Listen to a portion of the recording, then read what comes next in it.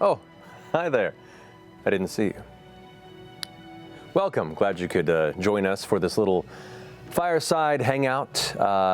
Happy to have you guys here to relax and ask some questions, answer some questions, converse, generally nerd out, I think is the plan for today. And drink this ridiculously strong port to the point of probable intoxication. A fantastic gift from one of our fantastic critters, Mark, who gifted me this fantastic port. He helps out with a lot of the charity work we did, and the reason we're doing this is because you guys have been so great in supporting A26 and helping us raise an astronomical amount of money for charity. So this port's for you. Anyway, I hope everyone's having a great day. We're still recovering from Gen Con. It was crazy. The live show was fantastic. All the critters we had a chance to meet over the weekend were great. The booth, our first booth ever having a booth presence at any convention, went really well. Big ups to our incredible team, Brittany Wallach for her awesome idea and design. Everyone who brought it to realization did a fantastic job. And those who saw, and some who possibly haven't, we came up with the weird idea to randomly show up at the booth on Sunday with me dressed as Pumat Sol, just to mess around and meet some people and kind of just breathe a little life. That was a big thing we were pushing for as we go. Oh, sorry, it's my mic. As we go into this kind of new direction with Critical Roles, we want to try and make things more of an experience. We want to try and make things more of a community unique thing, and this was our first chance to kind of try out some of stepping into that ground.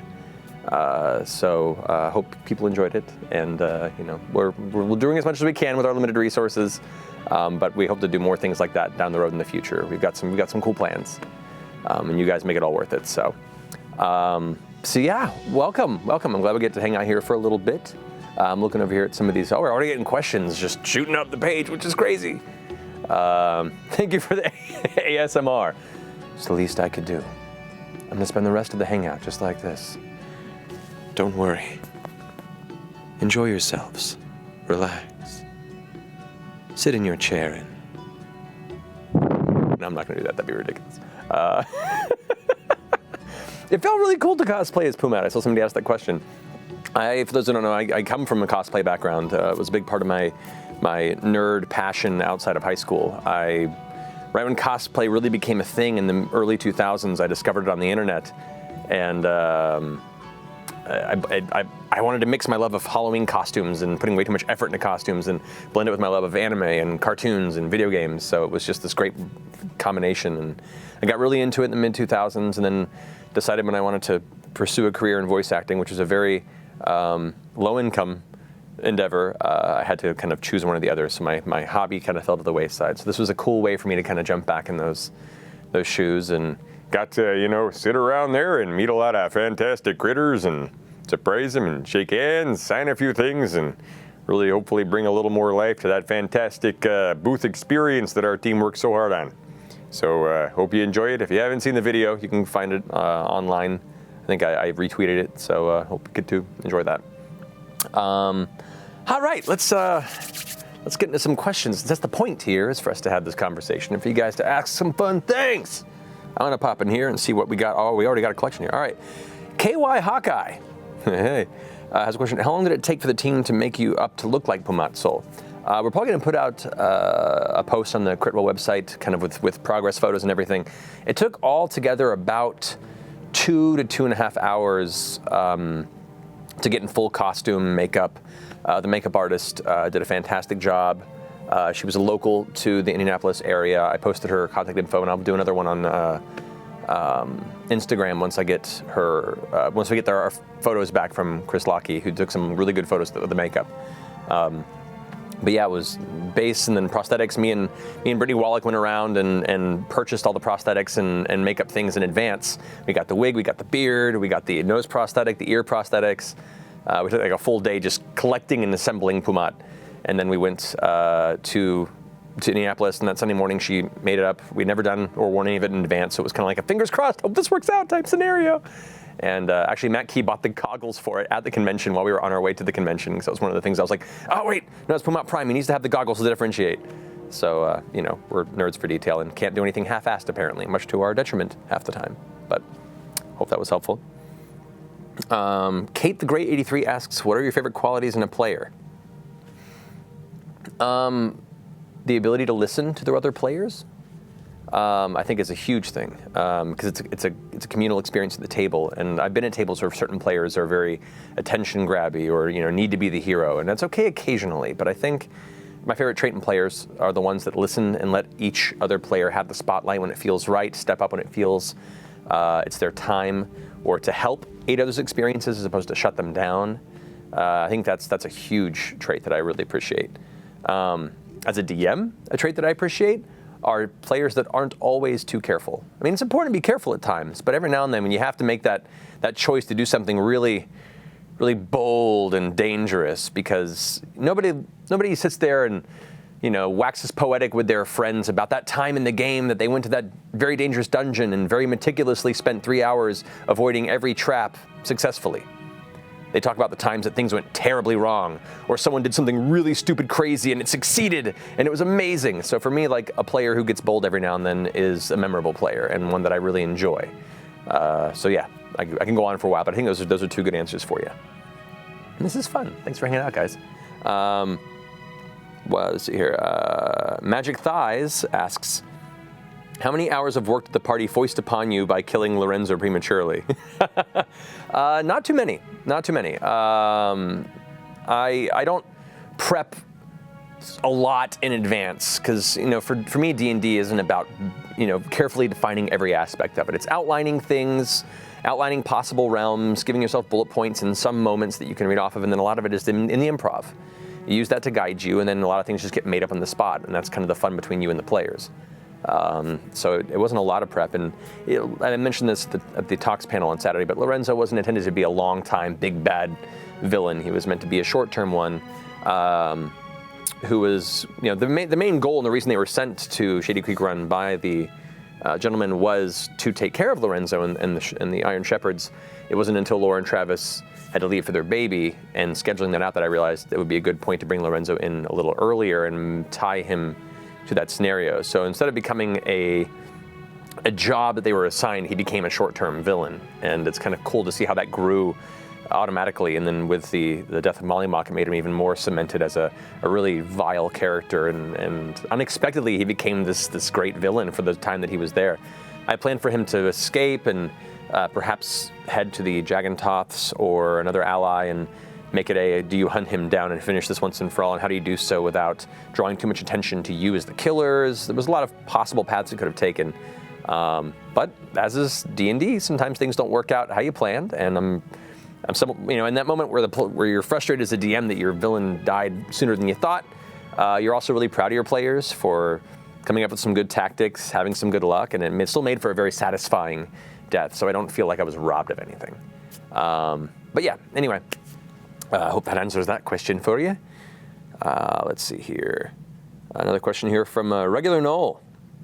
How do you determine who wins in an NPC-only fight, like bar brawls or arenas? Do you actually roll the whole fight, or do you decide who you want to win and then add flair on top of it? You can do it either way. If it's inconsequential and it's just like a flavor piece in the background, I might decide, you know, it makes sense this person would win. If it's things like the end of last campaign when Archon told Vox Machina to go ahead towards Vecna and he battled with the Black Knight, I actually rolled that fight to see if Archon could even make it to the next fight, and if he did, what resources he would have left. And to the surprise of nobody, a level 17 plus Oathbreaker Paladin with some Barbarian in there can do a shit ton of damage in a very short time, as you saw on the stream of Many Eyes. I'm sure many of you saw. Was it the stream? It was one of the streams they did with Archon, and he just destroyed those 315 points of damage in a single round, I think. I think was it for Origins? I can't remember. Something recently. Founders thing, that's what it was. It was the Founders game that we happened recently. Founders and Legends. So yeah, that one I rolled up and realized that's a powerful character build.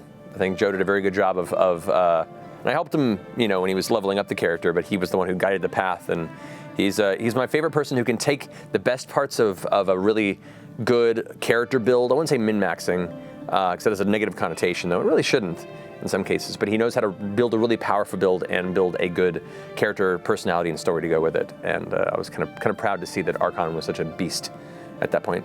Yeah, 315 in a single round. All right, so next question. Gop the Mighty asks, how do you go about setting up recurring villains to create an invested narrative? That can depend. To me, it's about creating a villain that has a reason to not directly fight the party. You know, if a villain's like, I'm gonna go fight you, the first time they meet them, they might escape, or they might die the first time, in which case it's not a very interesting villain. I think villains that are invested in the world outside of the party, that have a lot of goals that don't intersect directly with the purposes for the party, can make the world not only feel more alive and breathing, but it leads to the possibility of having this obnoxious group of heroes kind of begin to dig as a thorn into their side, and then they have to give them some attention, send something their way to possibly murk up their plans or stop them, and then if they keep recurring, then they have to get personally involved and invested. You know, the classic kind of build up to a narrative villain. For me, it's a good villain is a villain that doesn't just want to kill things. It's a villain that might want to try and pay them off, might want to try and make them offers to no longer deal with them.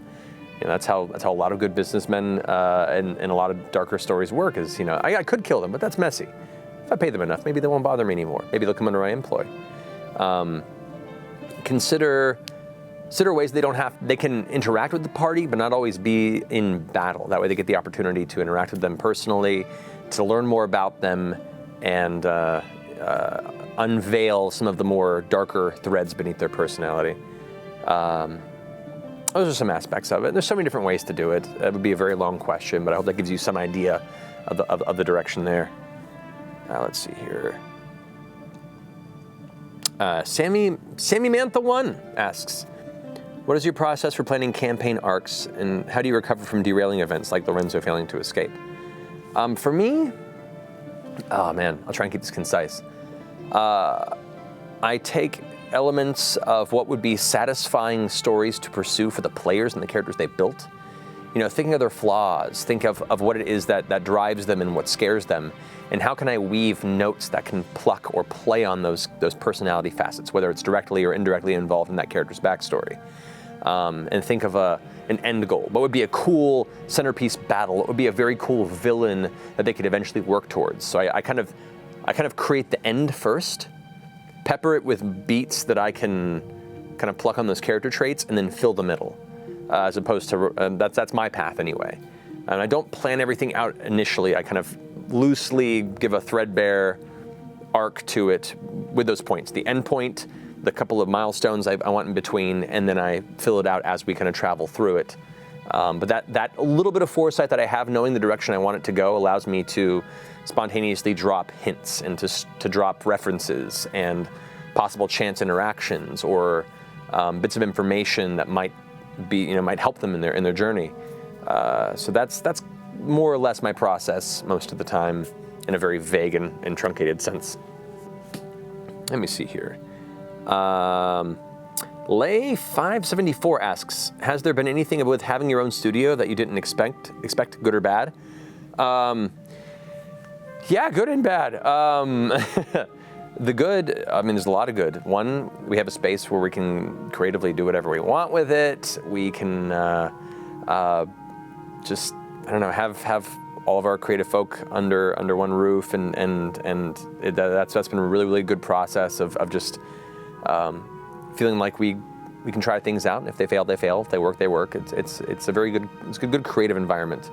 Bad, getting it set up and running was very stressful. Having to get the internet working for it in time for the stream, getting all the equipment necessary for it, working on the budgets that we have, and just making sure that we could meet the promise of being able to start up at the studio in time for what we had hoped and promised to you guys. So it was a very stressful period in getting it up and running. But everyone knocked it out of the park. The team I'm very proud of, and every time you have your own space, it has its own quirks, but everyone works through it diligently and with a smile on their face. I'm very thankful that we have such good people here helping us do this every day. Let's see, next question. Flip the switch to 12 says, what has been your favorite part of sharing your love of D&D with your spouse? Oh, for me, I've had relationships in the past where people were, my partners have vague levels of interest in my hobbies, from here to there. I've dragged them all into it to some degree, but being able to share it so strongly with Marisha and being able to both be so excited about it has been a huge boon. It's really nice to be able to get super excited about a class idea or about a new book coming out, or being able to play a story together, and then when we go home, we can swap stories about it and talk about our various ideas of how things could have gone, or surprises and how characters reacted on certain things, and it's just like sharing any passion with your partner. And not all relationships, all passions overlap. There are things that Marisha are into that I'm not as into, and vice versa, very much so. But this is one of those strong passions that we do overlap with. And I think it's great to have that variety, but to have the strong base of some sort of interest or passion there that's shared is a very positive thing. So I love it. I think it's great. And those of you who are in relationships or have spouses that aren't as interested, that's totally fine. You can always ask if they want to try it. Give it a shot, see if it's something you would be interested in, and try and cultivate an experience to see if they might like it more than you expect. I've seen that happen many times, actually. It might not work out. They might be like, okay, well, that's your thing, and I see now why you like it. It's just not something I can really, get into as you. But I respect that, and I think just opening that door a little bit is a really cool thing. Yeah, I'm really appreciative that I have someone who shares that interest with me. Let's see. I'm gonna go through some fun questions here. Adeline Joyanna asks, do you plan on any solo sessions on stream or otherwise with Laura, Travis, and Ashley? No solo sessions, because there's only so much time in a week, and the narrative they went through is not as dynamic enough to run a separate session. I'm actually meeting with Laura and Travis, and I'm talking with Ashley as well about what transpired in that terms. We're talking and having an in-depth discussion about what events they were undergoing and what things they saw or heard or went through during that time period. So they'll be up to speed, and that narrative will be with them, and they can talk about it in the story if they want to. But once again, it was just a necessary separation due to Ashley's shooting schedule and Laura and Travis, having a baby, which is the thing.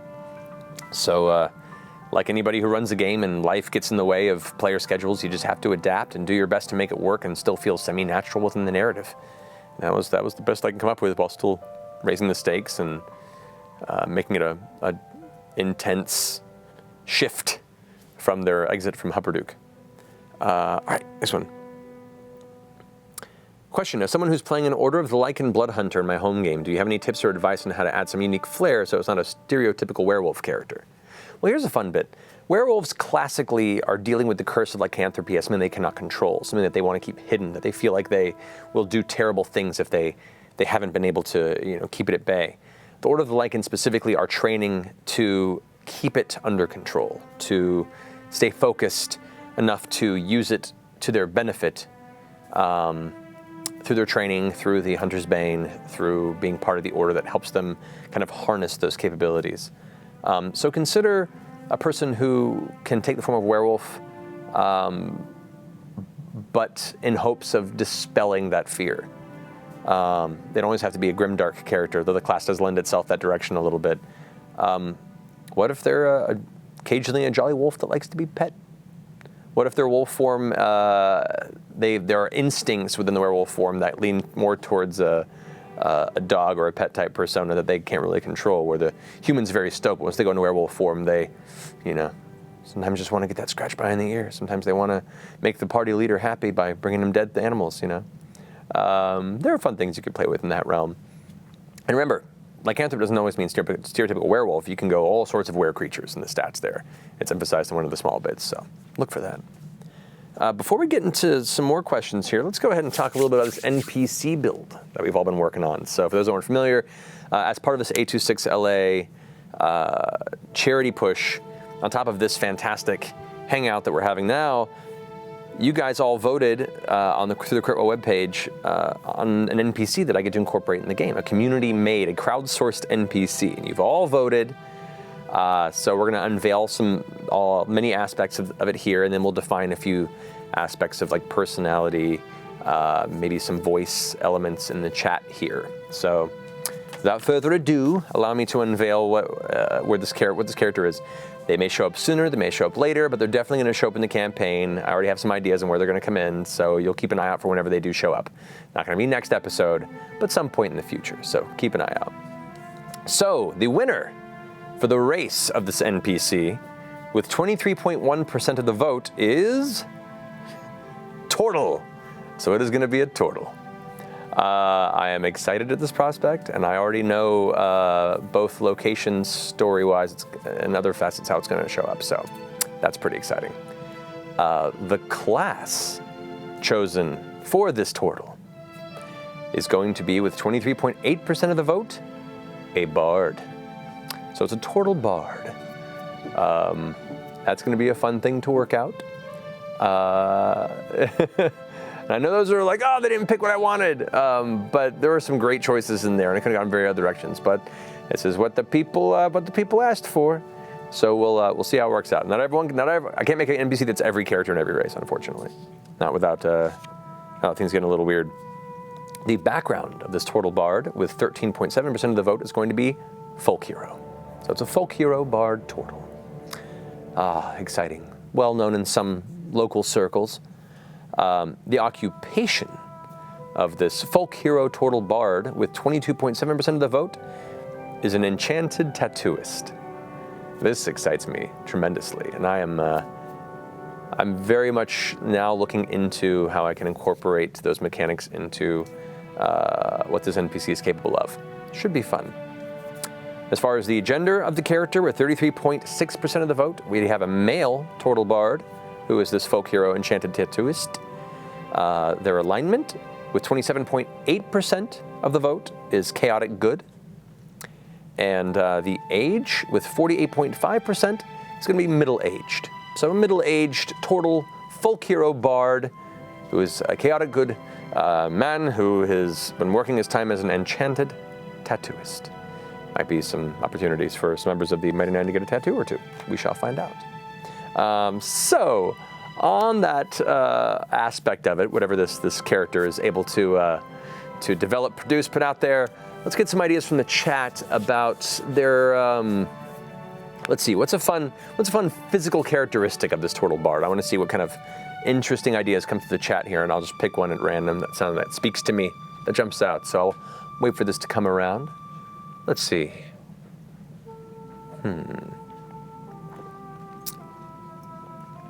All right. Oh, we've got some fun ones here. I've seen a lot that are already asking for a missing eye. I'll go with that. Missing eye. So this Folk Hero Tortle Bard lost his eye at some point, or perhaps was born with just one. So we got that. That's fun. The next bit, let's go ahead and get a voice idea for him. An idea for a vocal texture, a range, maybe throw out some dialects. I see that dangerously. I will try not to pick ones that I know very poorly, so to embarrass myself on the internet. Oh, hi, buddy. Oh, thank you. You're welcome, Mr. Mercer. Appreciate that. Don't spill it. I'm not. It's fine. It's enough. It's enough. Okay. Oh, shit. You're too late. Clean the finger. With this or my mouth? Dude, just get out of here. Sorry. I'm so sorry. I'm sorry.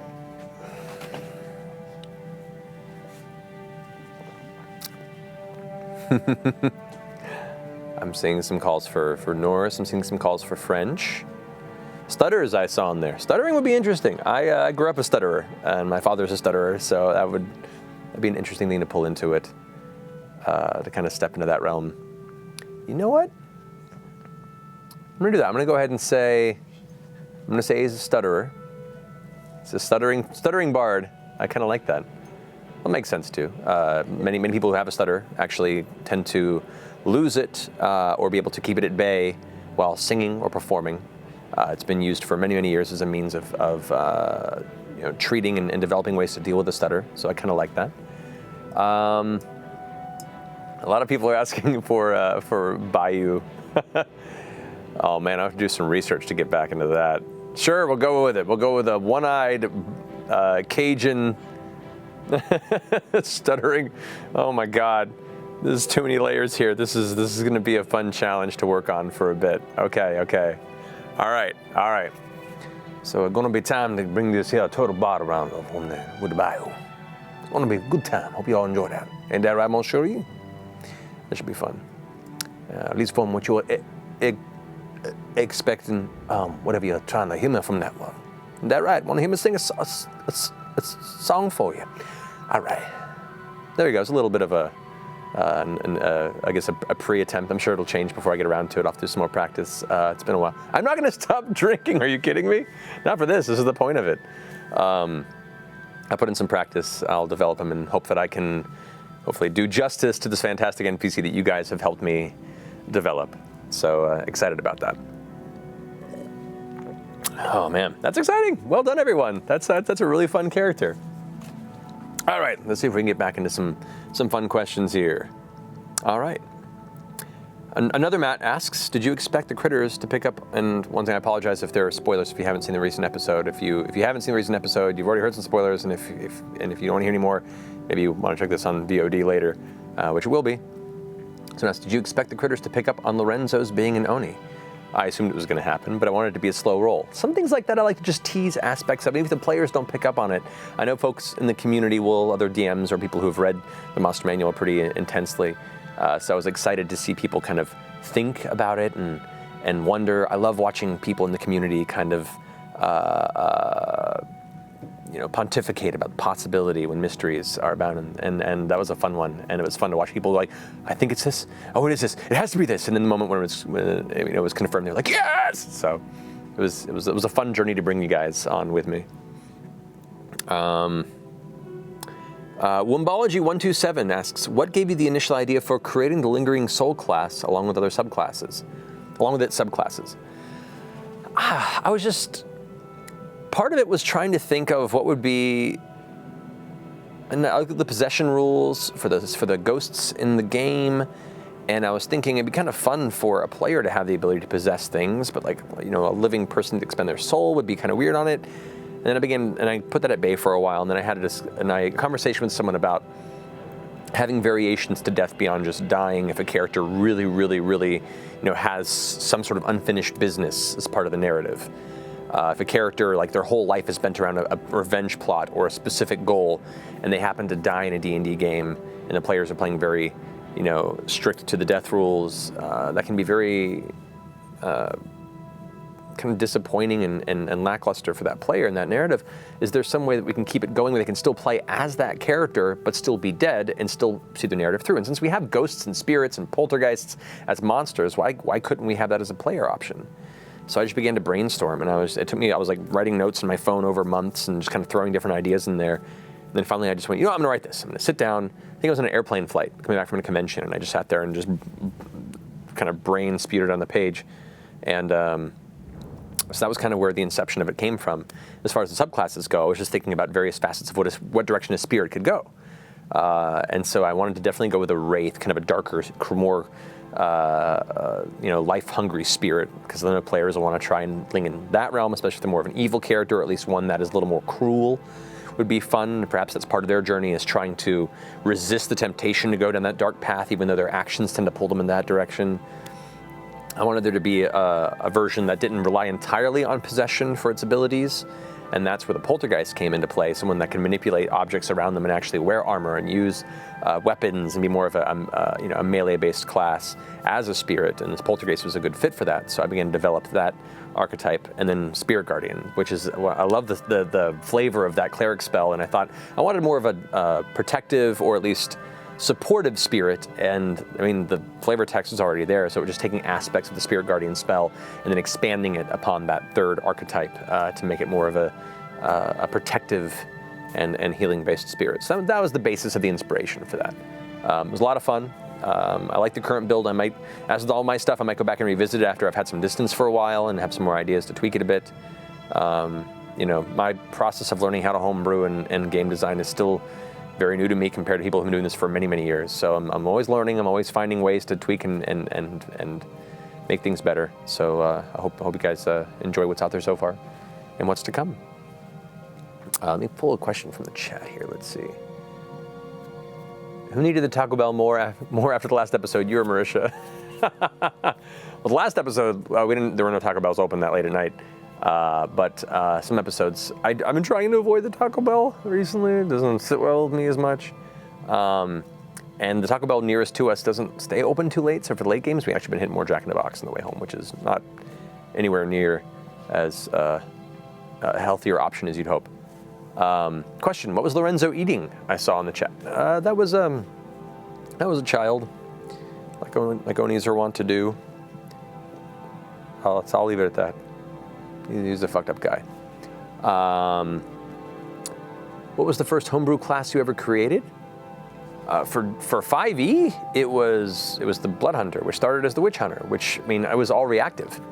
It was all based on doing the one shot with Vin Diesel, and I kind of, we were trying to do this based on his character Calder in the movie that he did for the last Witch Hunter, and so I took kind of a base Ranger and customized elements of it to fit things I saw in the trailer, because the movie wasn't even out yet and I hadn't seen it.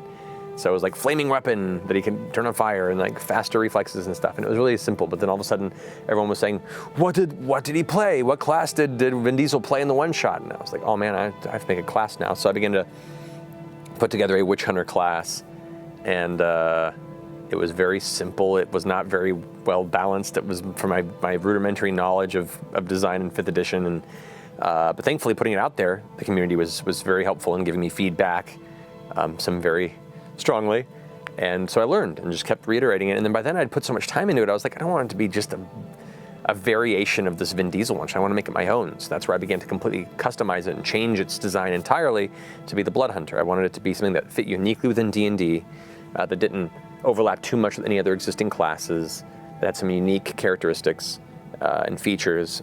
And for me, it was using its blood and own, vitality as a source of power was something that I hadn't seen explored too much. So that was kind of where I began to spin off of it. And I've learned a lot of lessons through it. I'm still learning, and it's been a lot of fun. All right, let's pull some more chats that have been cultivated here. More chats, more questions from the chat. I haven't had near enough to be started messing up my speech, but yet here we go. Ime asks, is Trent Agathon an NPC you came up with and threw at the players as part of the Wildemount world building they could have known, or was it a character Liam has thrown at you in Caleb's background and you integrated him into the world? Trent Agathon was a character I'd already created. I had already built out the some of the major factions, those that work specifically around the king. I'd worked out the Cerberus Assembly and other factions in the world, and when the players began to ask questions about their backgrounds, Liam was asking me about what individual might be responsible for things that pertain to his background, and I said, oh, well, that would probably be Trent Agathon. So I sent him information about Trent that none of the other players know, and so he began to write and tailor his backstory around Trent and what his purpose was and his doings, and so then it became a collaboration from there. But Trent I'd created, not knowing he would be so entwined in one of the players' stories, but it's been really fun to build him in that space. I'm pretty excited to where that may or may not go down the road. Let's see. Useless Rogue asks, just how much did you enjoy the many layers of meta in the Dwarven Forge game at Gen Con? For those who weren't watching, me and Liam got to join Joe Manganiello, Satine Phoenix, and my brain is not working at the moment. Stefan, who's the Dwarvenaut, the man who started Dwarven Forge, and David Atkinson, who's the Gen Con head, and all of us played in a game run by Nate Taylor of Dwarven Forge to unveil their new forest set, and it was a lot of fun. There definitely was a lot of plot threads that dealt around this court jester who was kidnapped, known as Mercer the Magnificent, and trying to save him from being sacrificed in the forest. And they actually had a miniature of Tiny Me in chains. So that was pretty fun. It was pretty hilarious. I would say keep an eye out, because there are some more fun things that we're doing with Dwarven Forge pretty soon. So hope you enjoy those when they come around. Let's see here. Somebody's mentioning everybody walk the dinosaur. Oh yeah, that's a song from my youth. Older than some of you in chat. The game was filmed. I think if you go to Dwarven Forge on Twitter, I think they have a link to where you can find it, or they should soon, I hope. Question, how do you avoid making every dwarf Scottish? I went too fast for me to read the rest. My temptation is to, because it's what I grew up with, and I love the excuse to use a Scottish brogue. It's one of my favorite dialects that exist out there, and I love it.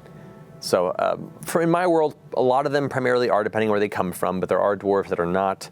And for me, it's just wanting to mix it up a little, because then it becomes a little too classic fantasy. So for me, it's having to fight my inner urge to want to make them all dwarvish, all Scottish, and then having to mix it up. It's an internal battle. Some good questions in here that I won't answer because it leads to some narrative aspects of there. What's my craziest dream for Critical Role? I have no idea. The best way I can describe the entire Critical Role experience from our aspect is we are laying down the tracks in front of the train while it's just charging forward. Everything has been so reactionary. None of us expected it to grow into this. Every year is just another leap of support you guys have thrown our direction. And we want to make that as great and bring it back to you as we can. You know, we could easily have just kept doing what we're doing, pocket the extra, and be happy with the additional income, but we don't care about that. We want to bring it back to the community. We want to produce more content. We want to put it back into you guys and what we can do for you. So it's been, none of us expected this, and we're just trying to catch up. We're trying to do, we're listening to you guys, listening to your feedback, listening to what you're excited about, and wanting to make this such a wonderful, safe space for people of all backgrounds. We're pushing for opportunities to really show more diverse people in the community and other shows to bring. We have ideas. We have a lot of ideas, and so I don't want to give them too much away. But we're excited that you guys have enabled us, and really appreciate that you've enabled us the capability of having this opportunity with the studio and this fantastic crew, and the chance to make this far more than what this little D&D game that started this is. So really excited, really excited. Let's see here. Oh my God, it's going so fast, but I knew it was going to happen. I'll look at this for a second. What's my favorite part of the Sam shirt? The fact that I have one, or now that I have three, and I got to unveil one at a live show. That was exciting. Long time coming. I've been wanting to do it for a while, but I've been just so busy and so focused on things that are, responsible, that I never got around to actually ordering a shirt or finding the right image for it. So Liam, being the good friend he was, managed to pick up the slack for me and provide that, which made me happy.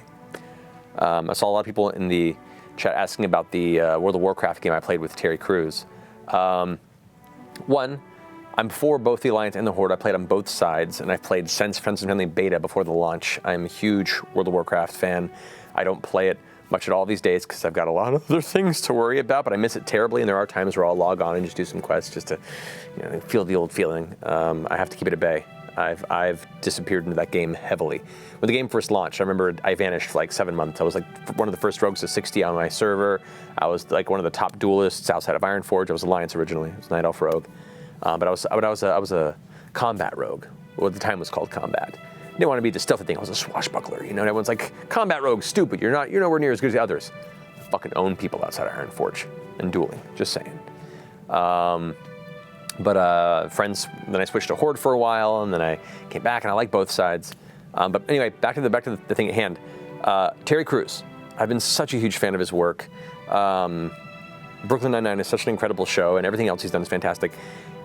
And being such an awesome, positive figure who's been so outspoken about male sexual harassment, who's been outspoken for the Me Too movement, who's been outspoken about the problems with toxic masculinity. I think it's so important to have a figure like him that is such a powerful, strong, respectable, and awesome person who has nothing but excitement and drive to bring these things to light and to talk about them in a way that is healthy and important. So I was over the moon to have the opportunity to play and meet with him. And I met him briefly last year at Comic-Con between panels. And I will say, you're always worried about meeting celebrities and what they really are versus what they aren't. He was as incredible, as sweet, as excitable, as passionate, and as humble and genuine as I could have ever hoped he was. I loved every moment of playing with him. I loved every moment of talking with him about the game before and after. I discovered he followed me on Twitter like a week ago when we launched it, and so I've talked to him a bit there, got to tell him how thankful I am for how important he is in this current environment. And I would love to have him guest in Critical Role at some point down the road. It depends on his schedule and if we can afford it. But he's amazing, and I just so happy for everything he's doing. And even if we don't have the opportunity to play again, it was an absolute joy to work with him on that game. Question: thoughts on the Adventure Zone? Adventure Zone's amazing. I mean, everything the McElroys do is fantastic. I love that they're just a tight knit of really clever, fun, kind of loving family unit, and all the podcasts they do are out there. I've only talked with Griffin briefly online via DMs, but I'm a big fan of everything he's done with his stories there. I've had the opportunity to hang with Travis now multiple times, and he's an absolute joy. I'm going to try and connect with him more. I would love the opportunity to drag one of them on the show at some point in the near future, so we'll see if that ever pans out. But those guys are fantastic. They're great. They're very, very happy and proud that there's a lot of crossover in our community too. So yeah, I'm so happy, so proud, and so excited that their book is doing so well. Their graphic novel is doing so well, and it makes me happy. Anyway, I'll go back to some more of these curated questions here, like I should. Let's see. Peace out, zoodibbity bop bop bop asks. I had to say it. Of the many planes that exist in the multiverse, do you have a personal favorite or one that you would particularly like to make your players explore? I love Planescape. I don't know if we'd ever get to a point in our game where that fits in our world necessarily. I know Dice Camera Action's been exploring that heavily, and they're doing a great job with that, and I'm happy about that. But I love Planescape, and I love everything that Monty Cook did with it back in the day. I love the aspect that it's essentially the nexus of all the other universes. And it's where I learned to mispronounce the word sigil, or sigil for those that want the non-city name pronunciation. But yeah, I love that world. If it ever plays in, we'll see. But I think for the most part, for the time being, we want to keep things kind of in the realm of Exandria. And should I ever get a wild hair, maybe we'll explore something in that realm. We'll see. There's another question here. Corvus Glaive asks, how do you make magic items with interesting backstory and magic items with mind and self-consciousness? That's, I would say, take a moment, after you've built your magical item, think about its power set and where that power set may have come from. If it's a weapon that can create, a fiery burst of magical energy, perhaps it was forged in a volcano. Where was that volcano? And who would have forged it and survived forging it in a volcano? Perhaps it was an elemental lord who wanted to make this as the crowning symbol of his power until his people fell and the blade was lost, frozen in ice that slowly melted over time until it was, scavenged. Start thinking of the history that could have led to the reason for the enchantment or the source of it, and run with it. That can be a fun way to find the history based around it. As far as mind and self-consciousness, it's just like creating another NPC. Once again, consider the enchantments that are involved, consider that history, and then perhaps part of that history, perhaps that elemental lord that crafted it, at the moment he was slaughtered or was about to die, gave the last bit of his consciousness as a vengeful detonation that would ruin the foes or the assassins that assaulted him. And unbeknownst to him, that last shred of his consciousness fused with the blade, and now there's a fragment of his soul that's slowly grown over time within there that wants to be released or wants to find something that he can implant himself into. So developing the history of that magical item can inform the NPC personality that you can then forge into that weapon. I don't know if anything that I just said made sense. I just kind of made it up on the spot, but contemplating where the enchantment can fit within a history and the reason for its creation and its power set, then thinking about what entities may have come in contact with it that could then have become infused with the weapon can help you develop that personality and the traits of it. There's great guidelines in the DMG and on the DM's Guild from a lot of community members on how to develop intelligent magical items too that can help you out there. Archinix001 asks, how did Shikasta end up captured by the Iron Shepherds? So yeah, I wanted to have Kari back for a while to guest. I didn't know when it was going to work out in the narrative, because he's been filming on The Walking Dead for so long. And he let me know a few weeks in advance of the live show, like, hey, I'm in town, I'd love to come back. And I'm like, well, it just so happens that most of our players are gone, and we had Somali for a few episodes, and then we have the live show. Are you available for the live show? And he got back to me and said, I think so. Where is it? I'm in Indianapolis. He goes, you want me to fly to Indianapolis to guest? I'm like, yeah. And he went, okay. So I began to think about it, and not going too in deep with Shakasta's mysterious background, he's alluded to the fact that he works with a community of people, independently, though they are of a similar mind, with the drive of pursuing free ideas, free speech, and freeing those from unfair bindings that have found them under the control of an unjust entity. So that was why he was freeing the people from the Gnolls when they first encountered him. And that same drive, as he was kind of, still existing in the space on the southern part of the Empire, keeping an ear out for any such things he could possibly help with. I see some folks in the chat that may have some ideas. And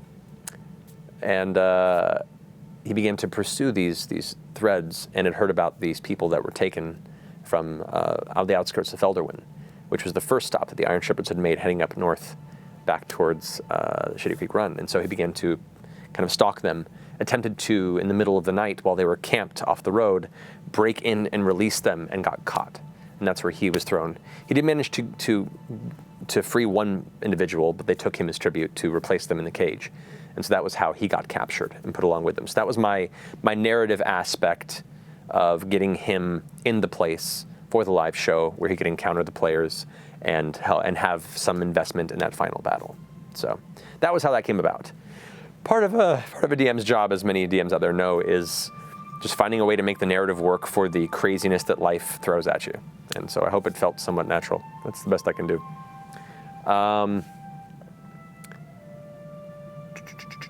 Let's see. Oh man, questions are flying by so fast. How open are you about playing an evil player character, evil PC? That's a good question. Depends on the player and depends on how well you develop it.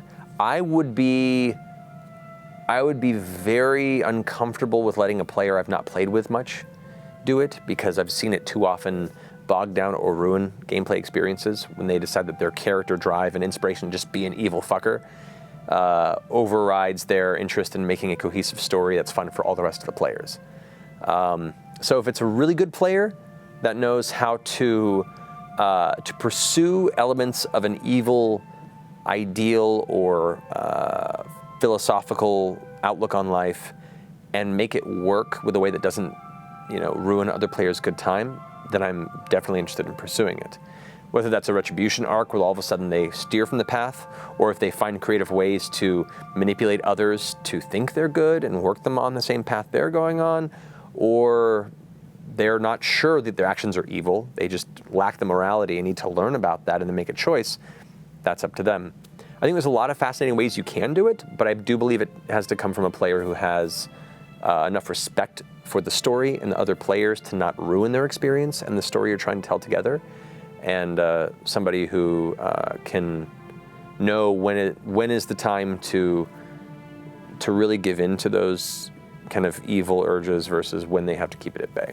That's the best way I can put it, I think, in a short way. Here we go.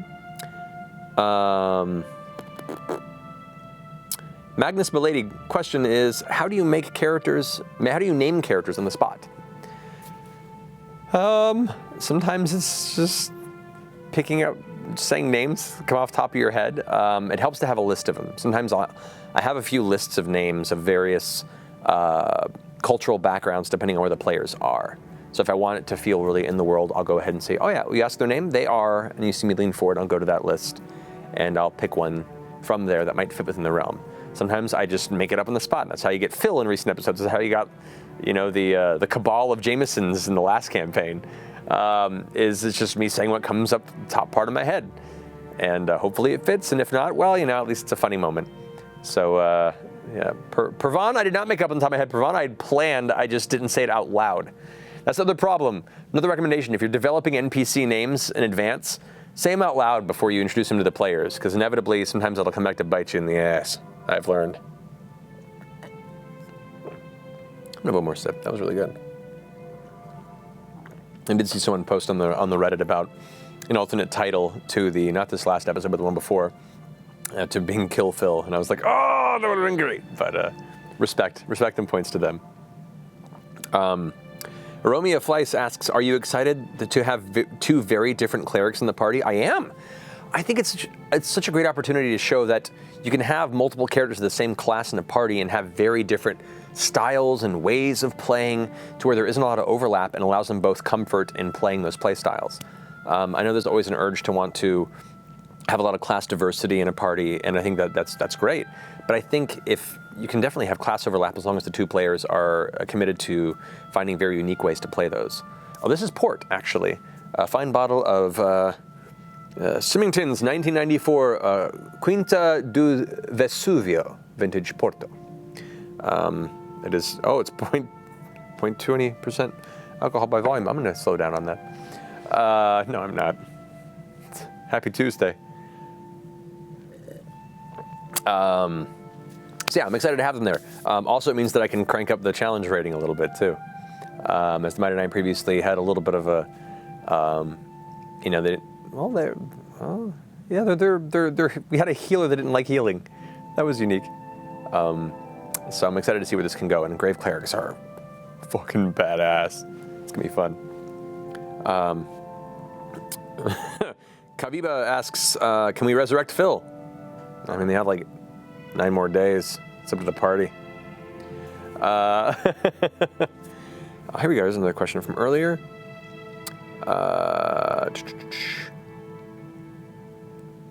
Sir Kosama asks, what is your favorite type of terrain to have battles on and why? Ah, man, I don't know. I like varying it up. I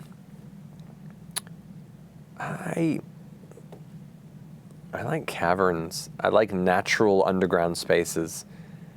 Dungeons and builds are fun. Actually, no, I take that back. Caverns are fun. I love ancient ruins. I love the idea of there being, and I built it into the history of Exandria, of ancient societies that had access to advanced magical technology that were wiped out during the Calamity.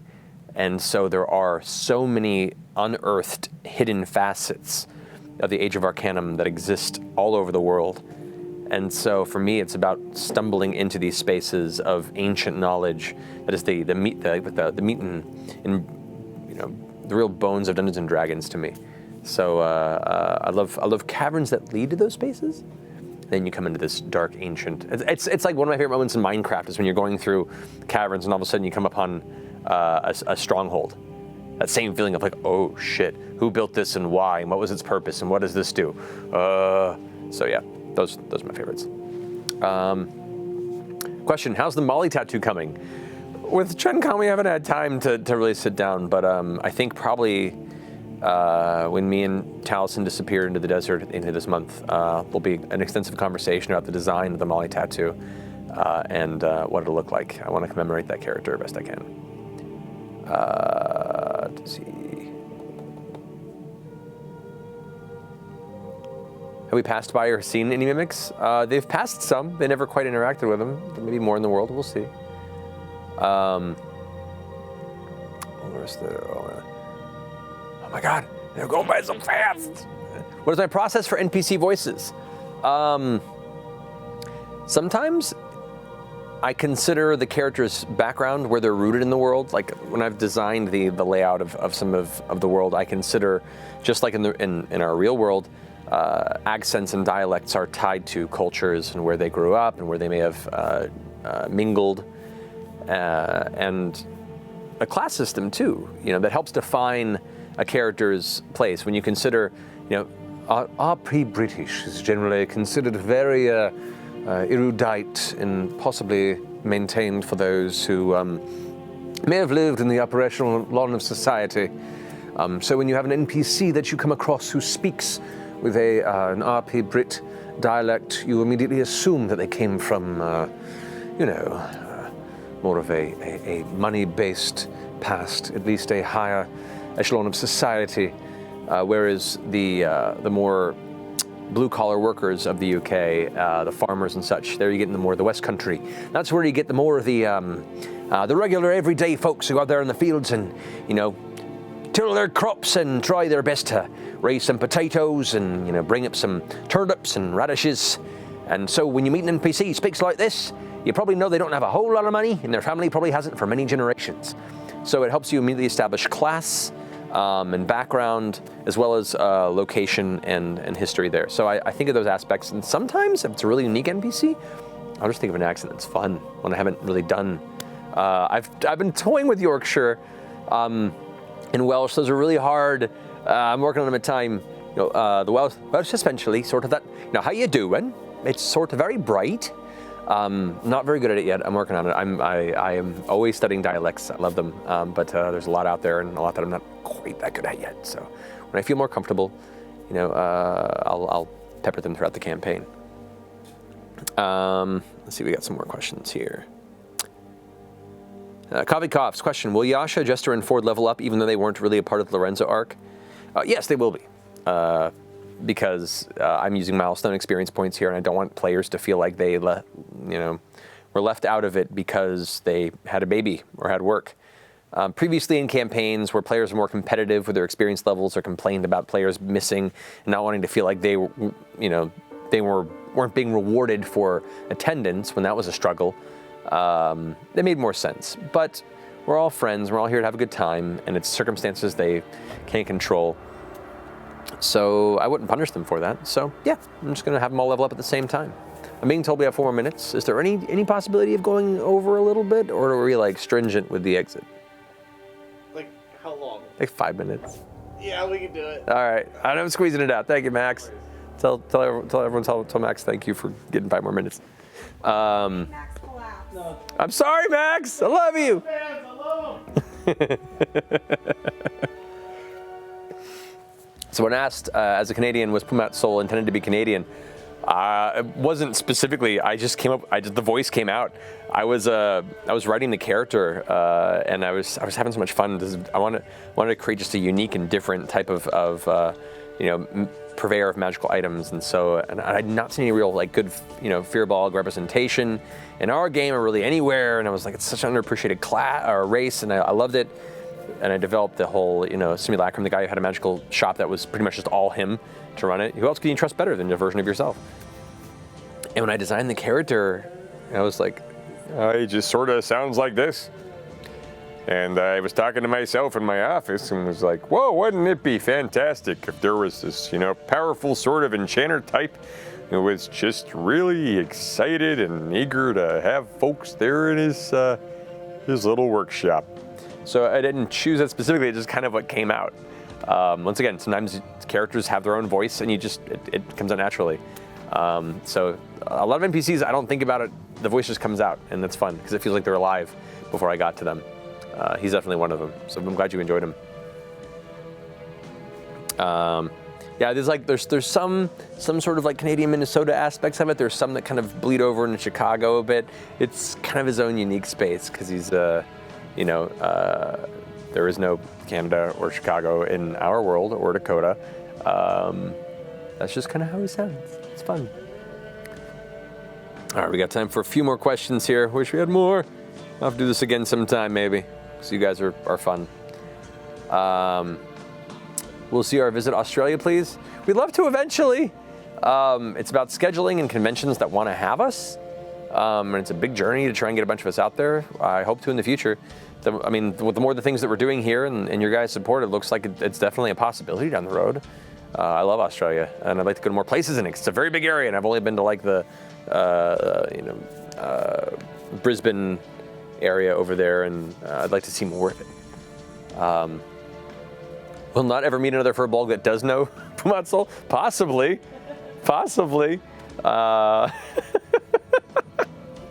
We'll find out.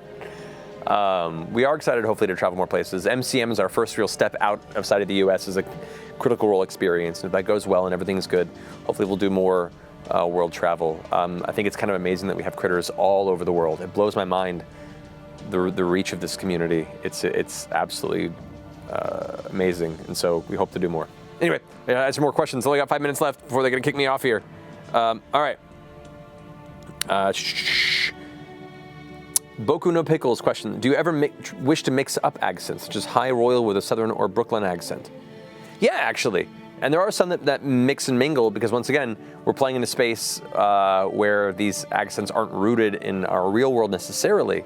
So there are some NPCs where people will be like, oh, he kind of did that accent, but it sounded kind of terrible. Sometimes maybe it is terrible, but you don't know that because that's how they sound like there, because it's a fantasy world that you don't know about. You don't know what they sound like, do you?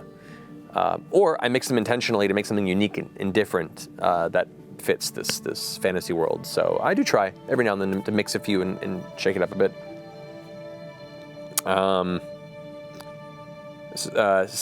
Sammy Mantha 1 asks, what would you do with 3 simulacra of yourself?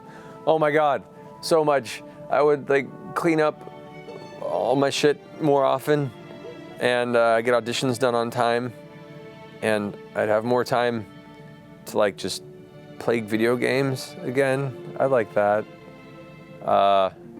People said, can Victor come back, please? I mentioned this in a panel. Victor did not survive the assault on Vasselheim at the end of the last campaign, but don't think that he was taken out like a bitch. He had outfitted his entire black powder shop with all of his dangerous explosives and lured into that chamber a number of dangerous necromancers and undead, and like a boss, took them down with him. I have a whole mental idea of that sequence. There was a moment during the final battle, I remember describing it. You hear what sounds like this large explosion down below in the city, and that was the moment that Victor, like a hero, took out some of Vecna's shitty necromantic lackeys like a boss. But Victor wasn't the last of his bloodline. They didn't encounter them, but they passed by an area in Wildmount where there may have been a descendant of Victor. We'll see if they ever run into him. How's that for a tease? All right.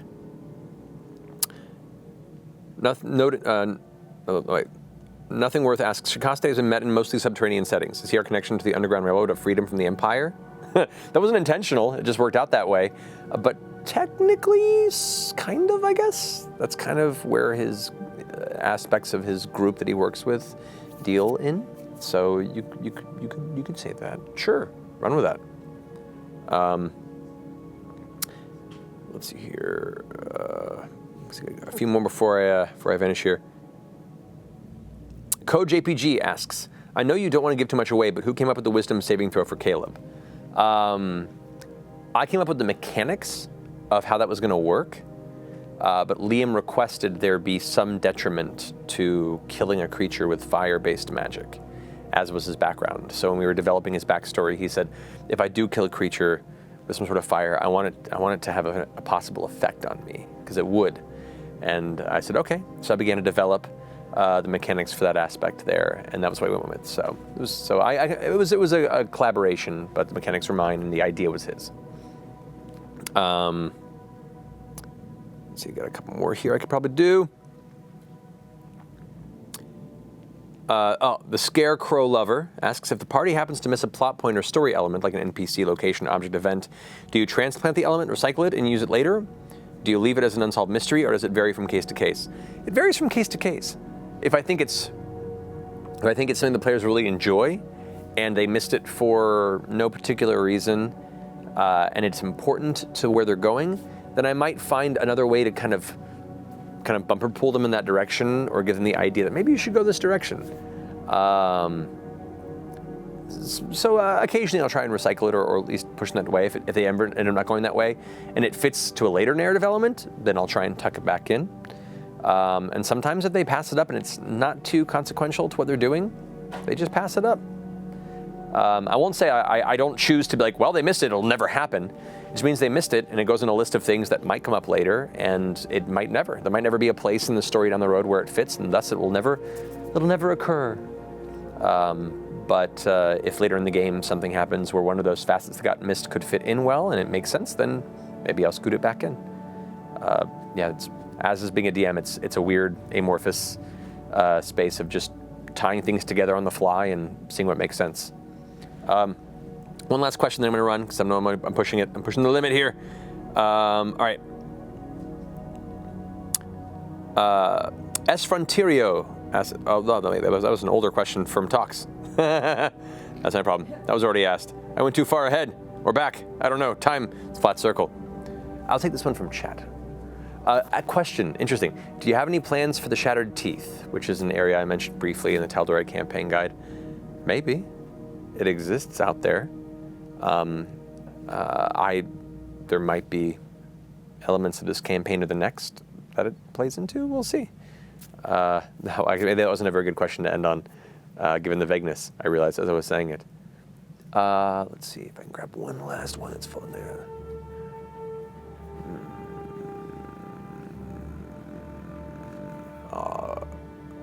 Okay, question. Why was Lorenzo Southern? That's another thing that just kind of came to me. When I built this terrible kind of, this horrible villain character, this really intense slaver, I just thought, what would be a fun way to mix it up? And for me, it was how he kind of blends into the Shady Creek Run kind of lower class element of society there, the working class. And for me, to give him anything too astute or learned sounding, I think would possibly give away some of his essence or secret. And so it just kind of came out when I was developing the character. I like the idea of this really low, kind of nasty guy. You know what I mean? And then I think one of the episodes, my throat was really shredded from a session earlier in the day, and I couldn't go quite as deep as I wanted Lorenzo to be. So it kind of sounded a little more like McCree. And I was like, oh shit, I kind of ruined McCree for a lot of critters out there. Sorry about that if you were one of them. That was purely based on trying to salvage my voice. Anyway, that will end our Fireside chat today. Thank you so much for joining me. And some great questions. Thank you for everyone who came to Gen Con. Thank you for all of us who are an amazing part of this community from all walks of life, all places in the world. I'm proud of you all. Keep putting good and light out there. And is it Thursday yet? See our friends here for talks in about 50 minutes or so. Until then, hope you have yourselves